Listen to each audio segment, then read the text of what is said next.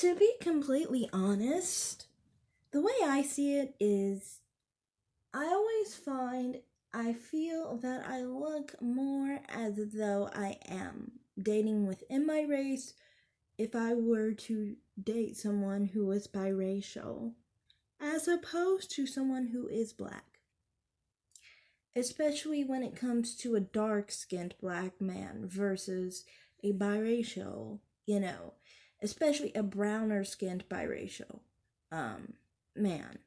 I'm showing a lot of different photos of biracial black men who are, some are kind of, people would kind of say are more yellowish. I would say they're all brown in complexion from my perspective. I would consider them all within the range of light brown. This is my preference. I've shown my preference so many freaking times.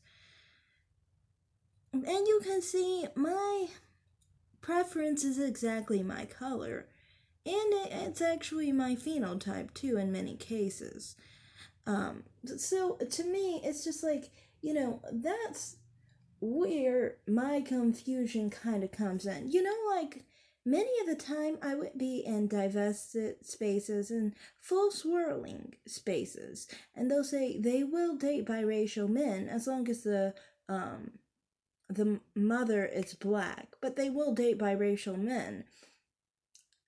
I am of the mentality like, yeah, I would too. I would date a biracial man, but it's kind of like, now, how is that swirling and how is that a part of swirling?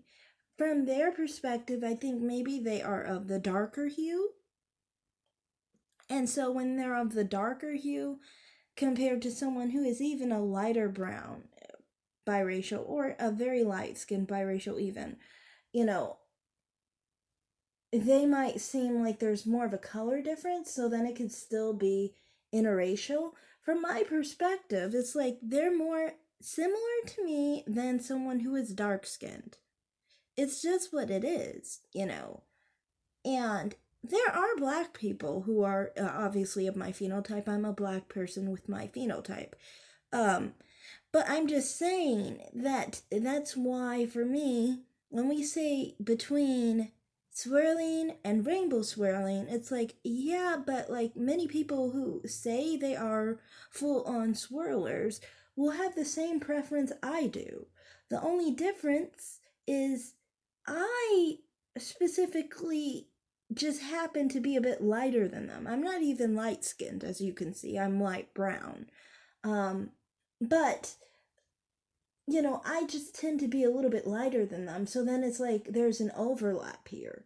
And so to me, from my perspective, I've never considered any biracial to be an interracial. Like if I was to be involved with them, to be in an interracial situation. It wouldn't be interracial dating, in my opinion, because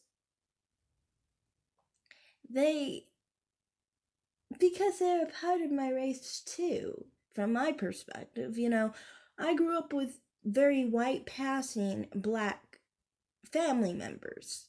And they were black, by the way. They weren't biracial. They were actually black and they were white passing. So to me, from my perspective, it's always, if it's a little black in you, then you are within my race. This is why I said specifically the first person I dated, I never considered that interracial dating. I don't know if they did, but I definitely didn't consider that interracial. Because he was Puerto Rican, so he had to have like at least 10% black in him. So to me, even though someone is blonde, blue eyed, and light skinned, even, white skinned, I'm trying to say, I still will consider them within my race if I know that they have 10% black in them. Because to me, it's like, if you think of it this way. Okay, if that dating would have turned into something serious and would have turned into, something like where you got engaged and you got married and then you had a family. Think of those kids, for example. Those kids would be black. They wouldn't be mixed. Anyone who has over technically anyone over 20% black is going to be black for me, right? So then it's like, it makes no sense why someone would say that they they are in an interracial relationship when they've got black kids. You know what I mean? So to me, that's one part of it, you know. And then, like I said, the other part of it is when people say interracial and then they say like dark skinned black people, dark skinned black men, you know, would be within my race, right? Because I'm black. And most black people are dark skinned. So the majority of people you're saying are basically going to be, you know, a little bit darker and have a little bit difference than these people specifically. So, not these on the screen, I'm saying the people I was talking about.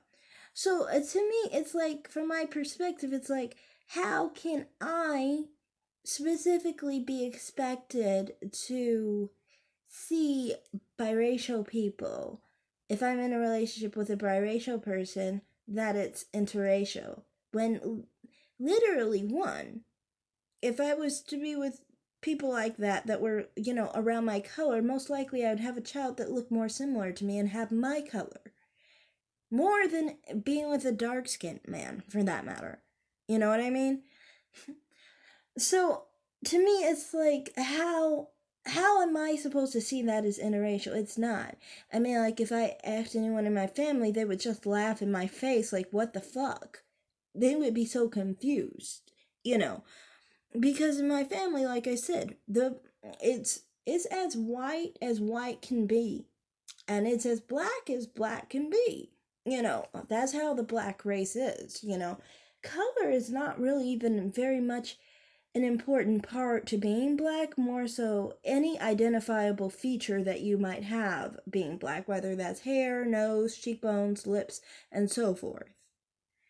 But my point in this video is just to say, yeah, I don't really know where the line is drawn between someone who's a swirler and someone who is a rainbow swirler.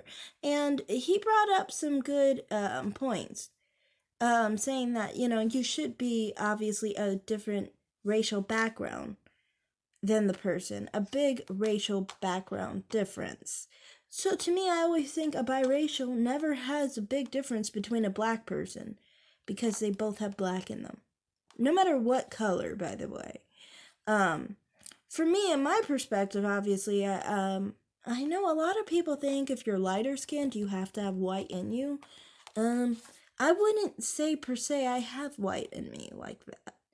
Like, to that extent, you know, I don't, in my opinion. I mean, every black person has white in them, is what I'm trying to say. Every black person has white in them, and honestly, for my family, I don't know.